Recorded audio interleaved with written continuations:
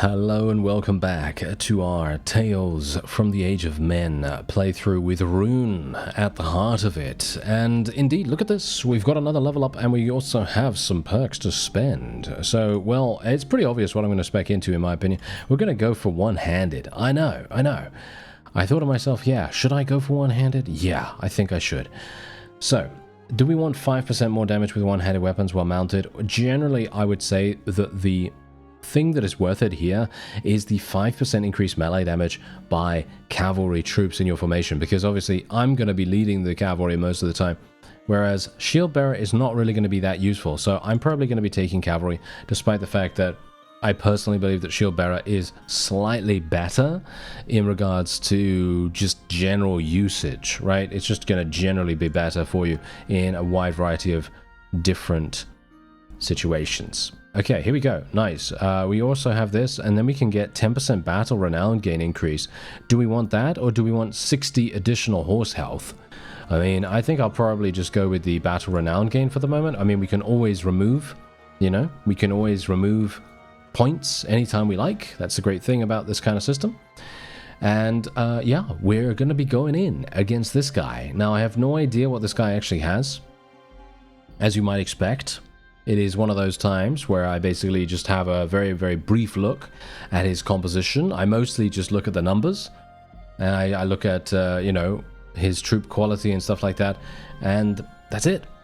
And then we just go straight on in, and hopefully we'll be okay. I mean, I do have I feel like I have quite a good army now, but I don't know. Maybe that's not. Maybe that's not true. Maybe it's not true.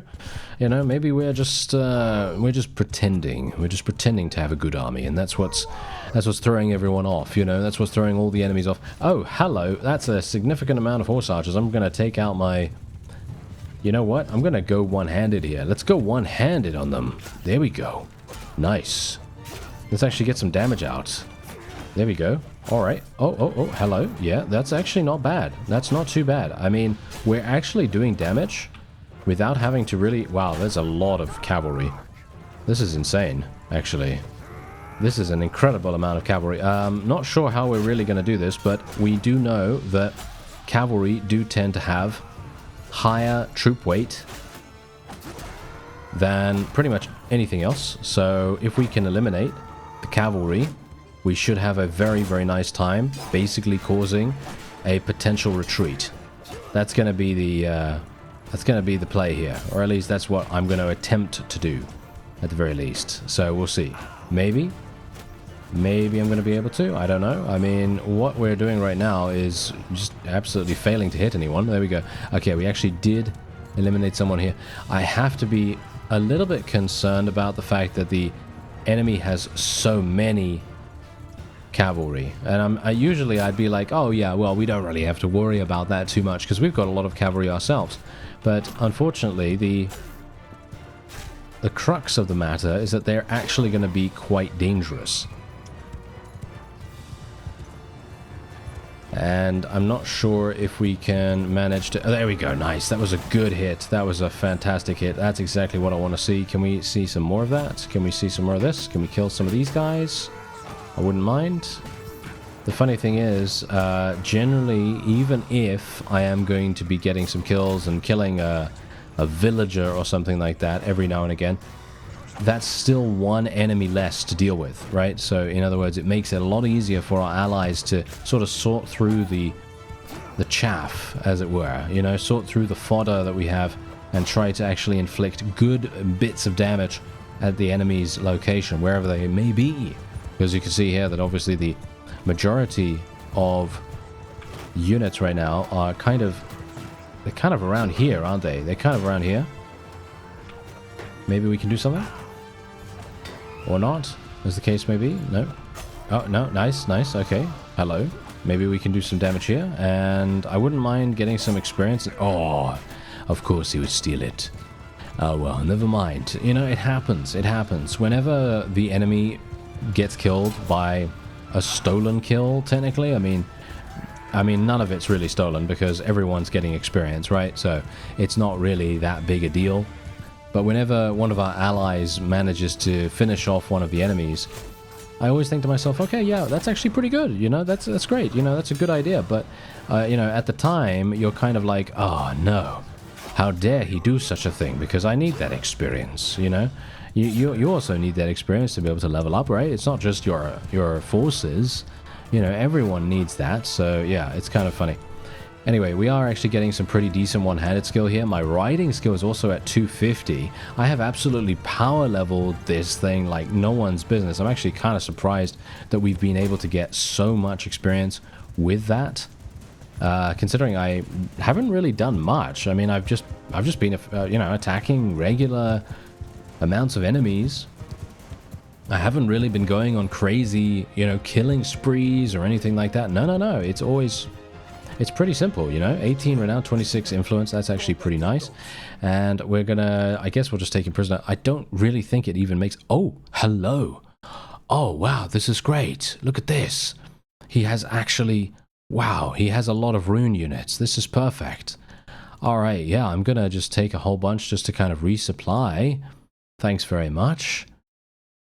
Okay, we've got some volunteers. Not a big fan of the volunteers, but, you know, I'll take it. I'll take it. Why not? And yeah, we'll just take whatever we can from the prisoners, and that's going to have to be it. There you go. Oh, yeah. There we are. All right. Okay, so this was absolutely 100% worth it.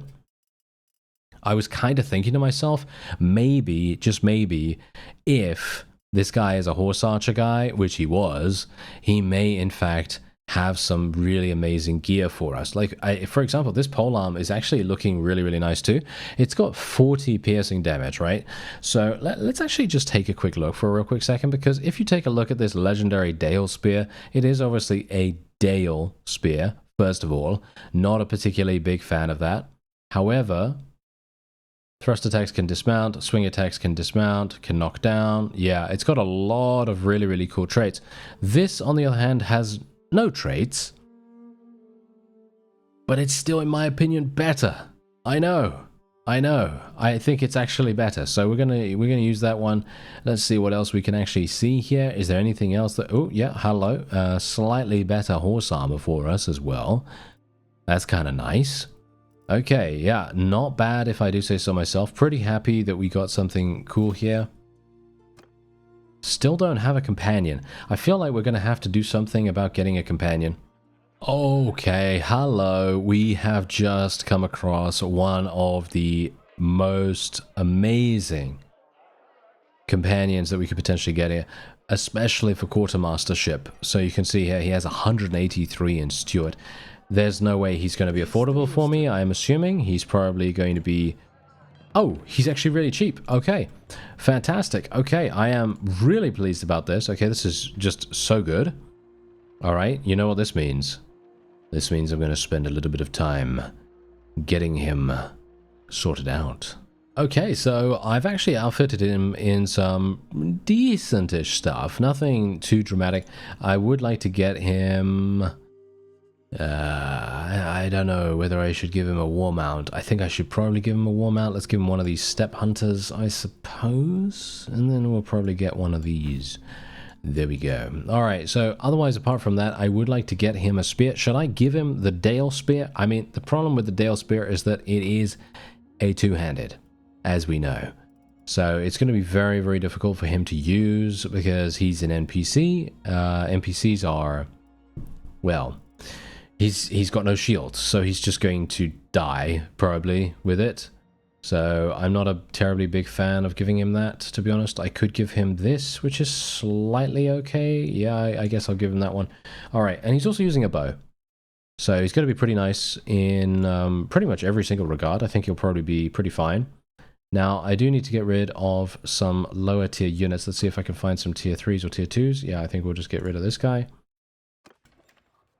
And we'll go back into the smithy as well, because I actually do have some stamina left. So let's actually just do a little bit of refining while we can.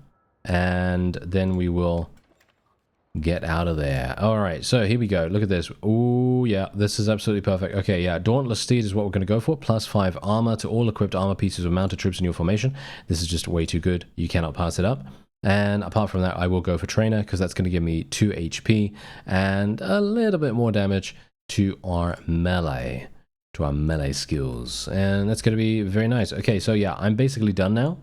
And what we're going to do is we'll probably go into the trade screen and actually just see how much money we can actually make from the various stuff that we managed to pilfer. And look at that, 11,000. That's actually really, really nice. We might be able to see some of the trade goods as well, because I think this guy had a bunch of trade goods somehow. Nice jewelry, pottery, linen, etc. That's selling for a decent amount. We should probably get rid of this grain while we can, because it is, wow, yeah, I have way too much food, but I suppose that's okay. 17,000, all right, very nice. Let's continue and try and see if we can find another vassal to fight. Okay, so it's been some time. I kind of just tried to find solo lone vassals. Unfortunately, it is a little bit difficult. As you can see right there, we do have a siege currently going on. This is a former Erebor fief that was taken by Rhun, and now Erebor has come back to try to recapture it. Now, unfortunately, there aren't enough of us around here for me to be able to actually go in and fight against this larger army, so all I'm trying to do is pick off some people in and around the area. If I manage to do that, then we're going to be getting paid. Yes, we're going to get paid. Unfortunately, it is a little bit not as easy as I just made it out to be, but yeah, we'll see how it goes. I'm just going to put this guy as our horse archer captain. Funnily enough, I seem to have more horse archers than heavy cavalry. That was not my intention, but I suppose, well, I mean, that's probably what we're good at, isn't it? It's probably what the faction is good at, so I'm okay with that. Let's just see what happens here, though, because this is a, oh, this battlefield might be really, really bad for us if we are unable to get across the river. Ah, never mind, never mind. Okay, there is actually a bridge. Okay, that makes everything much, much easier and much less painful. That's for sure. Because now we don't have to worry about it. Now we can basically just move across here with impunity and we don't have to worry about anything. Nice little damage. Oh, nice. Good, good. Oh, okay. Oh, okay. They're just letting me do this. Very interesting. I mean, I do have a shield. Bear that in mind. I do have a shield. Wow. Okay, that was pretty harsh, but yeah, I guess I asked for it, didn't I? Yeah, I totally asked for it. I was like, oh yes, they seem to be letting me do that. Yes, indeed. No, they were just getting ready. They were just getting 100% ready for absolute murder. Yeah, maybe we can do a little bit of damage here. There we go. It's such a small amount as well. It's so funny how archers and so on and so forth are such a low combat weight in comparison to what you'd expect, but yeah, I guess that's how it is. Anyway, let's just put these guys round about here, these guys here, these guys here. No, not that close. There we go, something like that. Let's move these bowmen to stand apart. A little bit of a loose formation right there, and now we can maybe try to get a couple more extra little snipes with our spear here. Maybe that would make a difference. It doesn't seem to, unfortunately.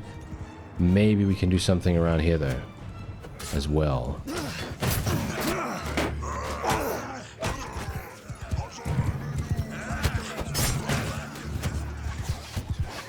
Alright, we're going to tell our cavalry to charge in here, and we're going to hope that the enemy doesn't really know what's happening before it's too late. No, they seem to know what's happening. That's kind of unfortunate. They're running away before I have the opportunity to exploit this weakness in their lines. But, oh well, never mind. It's going to happen. It's going to happen.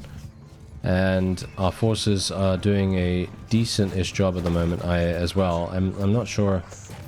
I'm not sure if I should get out of here. I feel like I probably should. Let me actually just tell my infantry to charge in here, put my archers a little bit closer, because it looks as though the dwarves once again are playing relatively defensively. And I don't blame them. You know, I don't blame them because, well, actually I do blame them. You know what? I do blame them because they have an outnumbering situation going on here. They have a load more troops than we do. So it's kind of a bit strange that they wouldn't decide to be a bit aggressive. But I guess that's how it is. You know, that's how it is. I'm going to get killed here. I hope I don't die. A little bit too close for my liking, but there we go. Alright. So I'm just going to stay away a little bit now, and I'm just going to let things play out. Let's see what happens. I think we should be okay.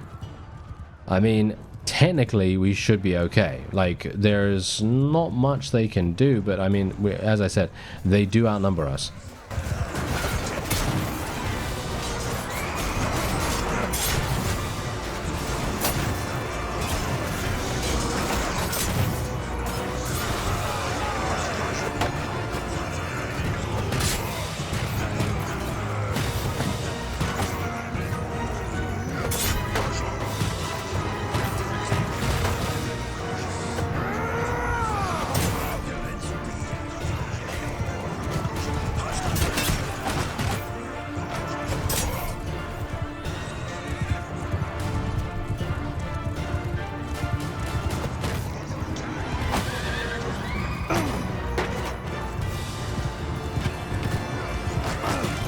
Ooh, okay, we got killed by the polearm user or something like that.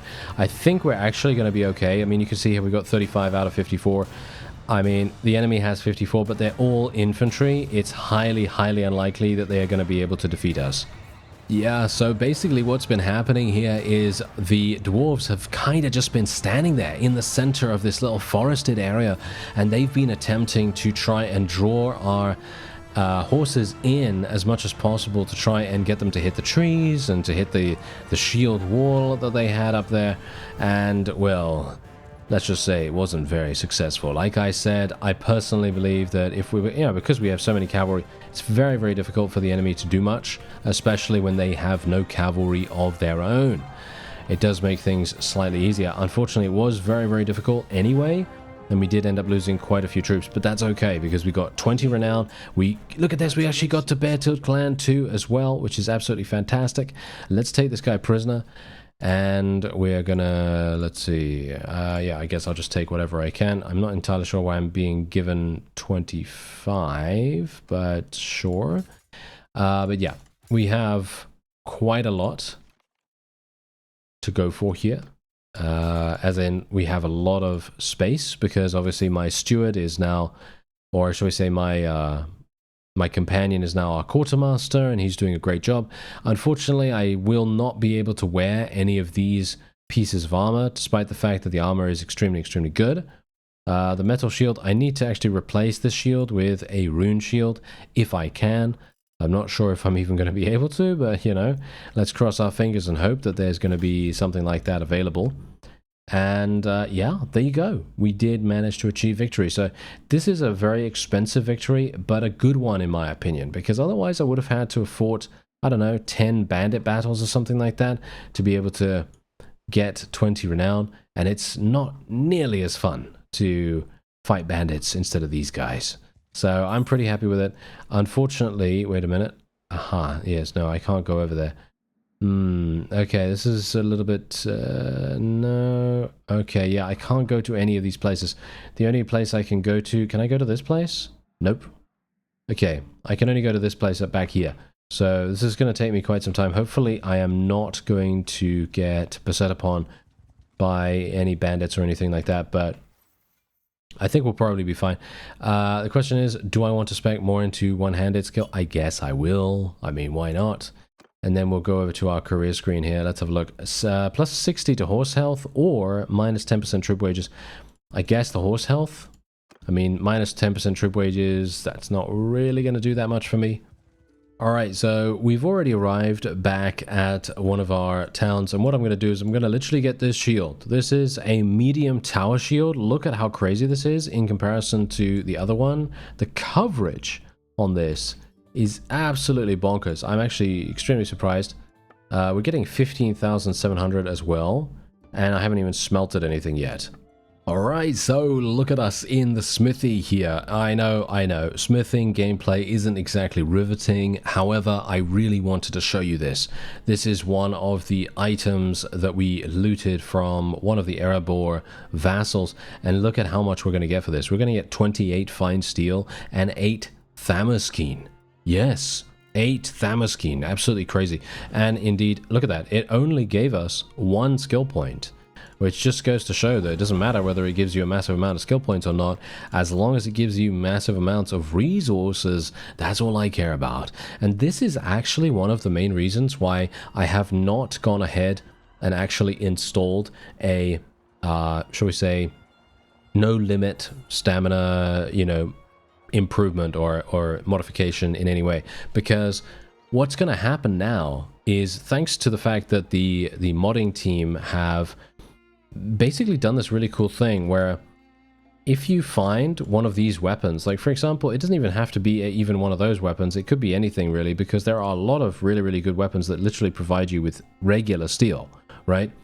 And these things make smithing so much less painful than if you were to do this in the base game, for example. If you were to do this in the base game, this would take you thousands of years. It would take you a long time, because most items don't have a significant amount of resources to be gained from them. You know, that most things are really, yeah, it's a big slog, you know, it's a pretty big slog to level up smithing skill. However, in this mod, that is not the case as much, at the very least, because of course smithing is just, you know, smithing is just smithing. And when you're looking at it like that, I mean, look at what we can get here. Look at this.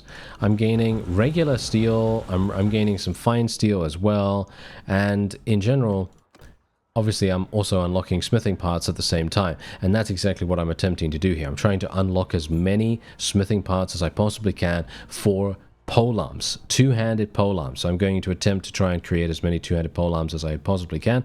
I did sell my prisoners just now as well, by the way, which gave me about 11,000. So that's pretty nice. And we're also going to be attempting to recruit as many people while I'm waiting here at the same time. So this is actually pretty good, because it's actually giving me exactly what I needed to be able to move on and then do what I need to do. And yeah, so you can see here that we have some pretty good. Oh, wait a minute, I didn't even, oh, well, anyway, the point is, you've seen we've got some great resources in the smithing menu, and I would love to be able to create something amazing, but I don't think, I'm not sure if I do. I doubt I have enough. Let's actually have a look. I've only got 47 parts. Yeah, as you can see, barely any parts unlocked in comparison to what I would need to do. So yeah, this is, the main problem now is this. The main problem is that I'm going to need to just craft, you know, basically level 1 stuff. It's going to take an insane amount of time to be able to do that because of the stamina, and that's the main problem here. It's nothing to do with the lack of resources or anything. That's the reason why I also generally do like installing a stamina, unlimited stamina mod, because you're then hard capped by resources rather than some arbitrary stamina number. Alright, so we're gonna go for a little bit of practical refiner there, and then we're probably going to be getting some vigor as well. Now, I have been leveling up smithing for quite some time here, but I actually found a small, I wouldn't say a small, I'd say a shortcut. I'd say a small shortcut. Yes, that's what I'd say here. And this is really very useful. So obviously, if you're doing this as well, if you're playing alongside me or anything like that, then what I would highly recommend you do is just create, or try to create, the highest level thing possible until you get to the point where you can create things like this Harad Glaive Blade, or let's see now, one of these, a Dol Goldur Orc Spear Blade, something like that, right? And then all you do is you do some crazy cool thing like just make it, boom, you get 5 skill, look at that, 5 skill points, and then you just go over here and go smelt, and then you get 4 skill points. So basically you can just go back and forth, 5 skill points, and then 4 skill points, and so on and so on and so on. Obviously you are indeed losing resource every single time you do this. You're losing some resource on the smelt backwards. So obviously you can only do this a limited amount of times unless you get really lucky and you have more items that smelt into Thamaskeen. But this is an extremely effective way of unlocking parts and indeed leveling your smithing skill without having to worry about you know, your stamina as much. And this definitely makes a huge difference to me personally, and I'm very, very pleased about this. I like this a great deal. So yeah, I think this is fun. I think this is nice. Because usually, as I said, I don't really like smithing that much. I do like smithing itself. I do like and enjoy the actual activity, but I don't enjoy the mechanics surrounding it, you know, the whole stamina thing. But it's nice because with this kind of mod, you don't really have to worry about that, like I just said. Anyway, let's see what we can do here. There we go, another 3 skill points right there. I doubt I'm going to be able to get to 200. It's going to be very, very unlikely that I'll be able to do that. But we can just try a little bit more. There we go, that's it. So that's all I can do. So I can just go to that. I might be able to get to 195. Yeah, there we are. That's pretty much all I'm willing to do. We could go into the trade screen and we could see if there are some other things that are potentially available for us. What about if we dry? We're not going to dry the sword. No, we're not going to dry the sword, but we are going to try buying this sword, and then we're going to see what we can do, because obviously these are all relatively cheap. Look at these things. These are all really, really cheap.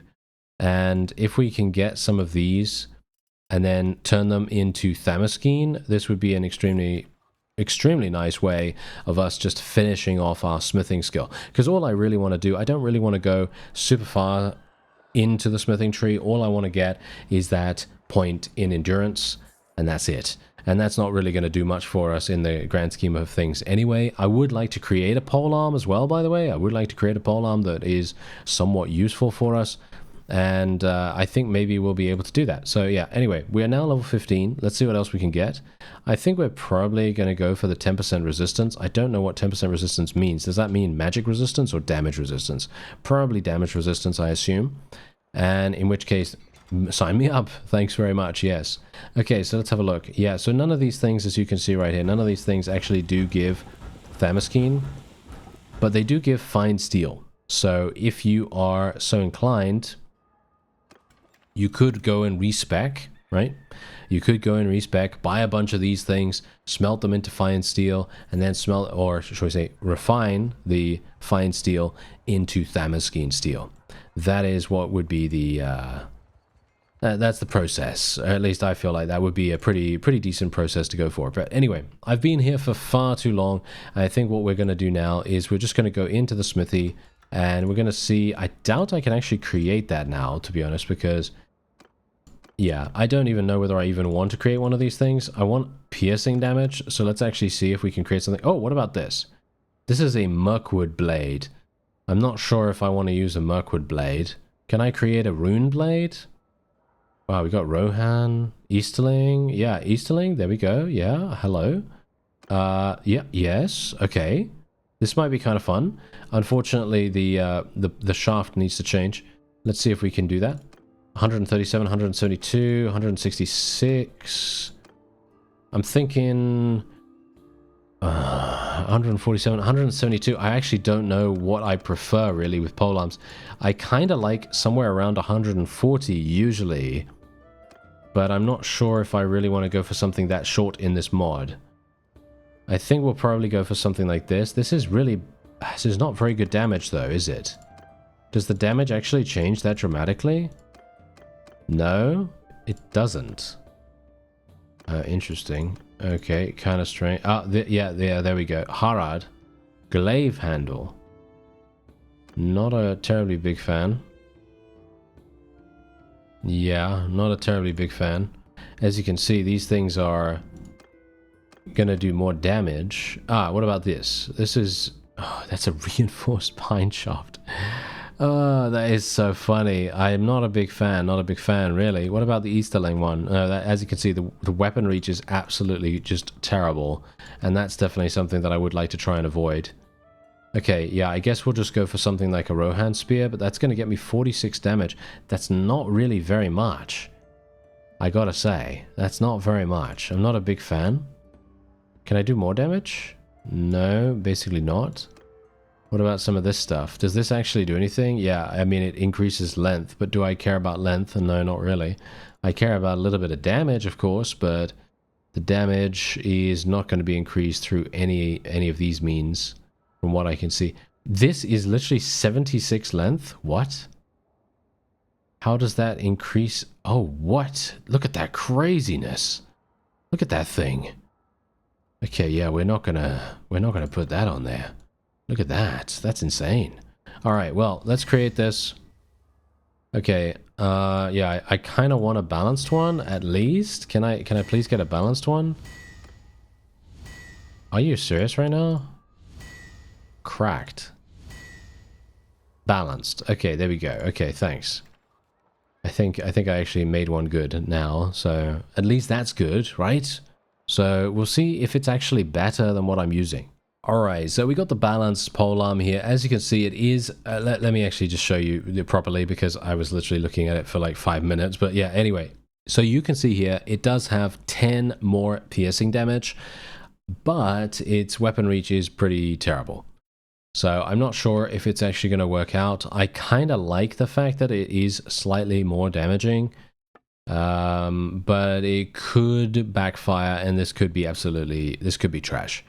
This could literally be the worst thing known to man, but I guess we'll see whether that is indeed the case. Let's just sell some of this stuff because I can. There we go, 20,000. I made back the money that I basically spent on wages while I was just, you know, relaxing here. If you can call it relaxing, really.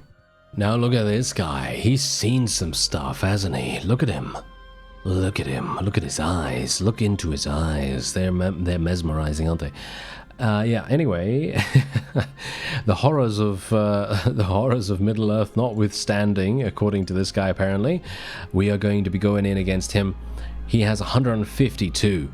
This could be a little bit dangerous. I'm not sure if we even have the ability to do this, but well, might as well try. He was trying to raid a village nearby to us, by the way, and I think he outran us for a little bit of time, but thankfully we were able to catch up. All right, so let's see what we can do here. I got my new weapon. As you can see, it's actually not terrible. Doesn't feel that bad, actually. It doesn't feel that bad in regards to its reach, at the very least. It feels pretty long, actually. I'm a little bit worried about that, to be honest, now, because I was just thinking to myself, really, did I make it maybe... Oh, hello. All right. Maybe I made it... I was going to say, maybe I made it too long. Maybe I made it too unwieldy. But no, it actually seems to be doing a pretty good job. And it feels comfortable. It feels comfortable to use. And I like that. Okay, so that means around 160, 170 reach. It's kind of nice. Okay, I kind of like that. Generally, I like a weapon from the base game known as a Manavlion. I believe it is, right? Yeah, I think so. I think that's what it's called. But yeah, anyway, the point is, I like that weapon a great deal because you can use it as basically as a two-handed replacement, as well as a polearm. So you can use it as a thrusting polearm, you can use it as a slashing polearm, you can basically use it as whatever you want. It is extremely, extremely powerful for what it is. It's a very versatile weapon. And I believe that only has around 130 or 140 in regards to its reach. So generally, I feel like, yeah, maybe I don't need something this long, but it feels pretty good. I mean, look at this. I'm actually hitting and actually doing damage almost every single time. And I think that generally most people, when they play a game like Bannerlord, or any game that kind of gives you the opportunity to change your weapons so dramatically, and weapons making so much of a difference, because let's face it, sometimes weapons, I don't know, it depends. Sometimes weapons feel relatively similar dependent on what kind of game you're playing, obviously. Like if you're, I don't know, if you're playing a shooter or something like that, and you shoot, I don't know, an M16, and then you shoot a, I don't know, 9mm SMG or something like that, it's relatively similar. I mean, yeah, you know, they've obviously got their differences, but they're both fast-firing weapons, right? Whereas if you use a shotgun, a double-barreled, you know, shotgun with only 2 shots in it, versus using something like, I don't know, a Gatling gun. Yeah, there's differences there, massive, massive differences. And I think in general, because of the amount of different choices you have in a game like Bannerlord, for example, it's very difficult for players to really find the weapon that they love, the weapon that really speaks to them in a way, unless you've played like a huge amount. Obviously, if you've played a huge amount, then just ignore me, you know, then you obviously know you obviously know what you like. But what I'm saying is, for people that don't really have that much experience, it is a little bit more difficult to sort of find that weapon, because there are many times where I've actually had people message me in the past and they've said that they have a hard time you know, surviving in combat, or you know, getting any amount of kills, you know, stuff like that. And this is, you know, this is a while ago. And the fact is, well, first of all, I say, yeah, me too, you know, hello. I also have difficulty surviving most of the time. But yeah, anyway, the point is, it's all about finding the weapon that you yourself really have a synergy with. You know, you kind of have the affinity to be like, oh, actually, I love this weapon. You know, this is a fun to use weapon.